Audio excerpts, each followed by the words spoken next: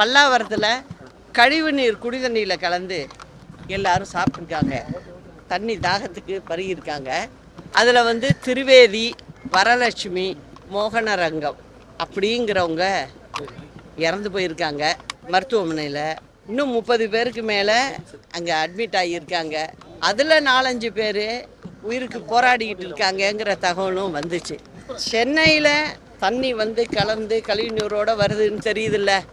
உடனடியாக நீங்கள் என்ன செஞ்சுருக்கணும், அந்த ஏரியா பல்லாவரம் இந்த மாதிரி பாதிக்கப்பட்ட இடங்களில் மெட்ரோ வாட்டர்லேருந்தே, சென்னை குடிநீர் வாரியத்திலேருந்தே லாரிகளில் போர்வெல் தண்ணியை எடுத்து கொண்டு ஒவ்வொரு லாரியை அந்த இடத்துல நிறுத்தி இருந்தால் அவங்க அதில் தண்ணி குடிக்கிறதுக்கு உபயோகப்படுத்தியிருப்பாங்க.